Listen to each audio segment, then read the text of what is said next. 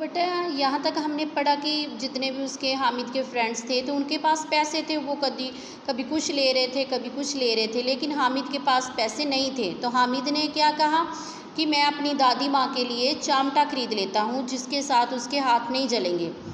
अब देखो आगे दुकानदार ने उसकी ओर देखा और कोई आदमी साथ में ना देकर कहा, वह तुम्हारे काम का नहीं है जी, बिकाऊ है कि नहीं? बिकाऊ क्यों नहीं है, यहाँ क्यों लाद लाए हो?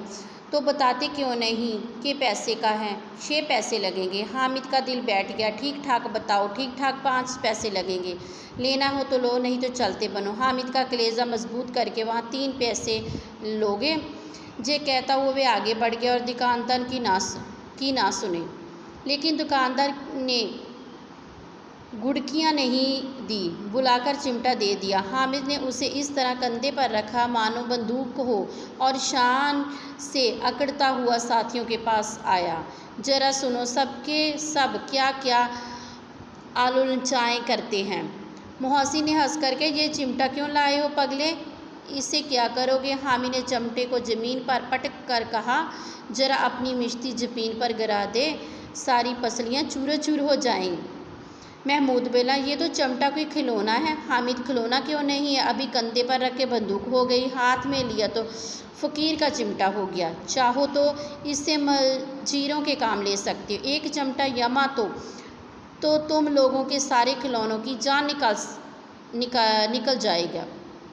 तुम्हारे खिलौने कितनी ही जोर लगाए मेरे चिमटे का बाल भी बांका नहीं कर सकते। मेरा बहादुर शेर चिमटा।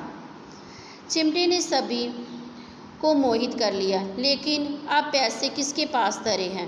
फिर मेले में दूर निकल आए हैं। 9 कब के बज गए हैं, धूप तेज़ हो गई है, घर पहुंचने में जल्दी हो रही। हामिद है बड़ा चालाक, इसलिए अपने पैसे बचा रखे थे।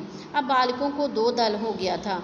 मोहसिन, महमूद, शमी और नूरा एक तरफ थे, हामिद अकेला दूसरी तरफ शास्त्रार्थ हो रहा था। मोहसिन को एक चोट सूझ गई, तुम्हारे चमटे का मुंह रोज़ आग में जलेगा।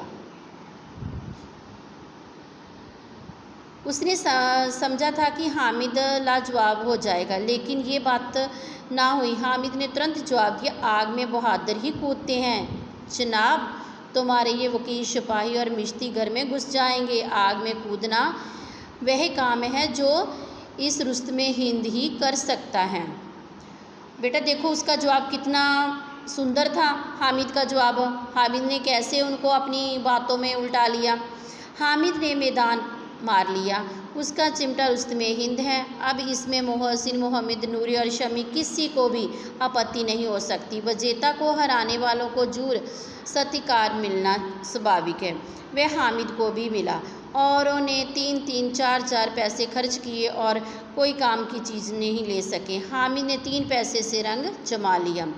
संधि की शर्त तय होने लगी। मोहसिन ने कहा, जरा अपना चिमटा दो, हम भी देखें। तुम हमारा मिश्ती लेकर देखो। महमूद और नूरे अपने अपने खिलौने पेश किए। हामिद ने इन शर्तों पर मानने के कोई आपत्ति ना थी। चिमटा बारी बारी सबके हाथ में गया और खिलौने बारी बारी हामिद के हाथ में आए। कितने खूबसूरत खिलौने हैं।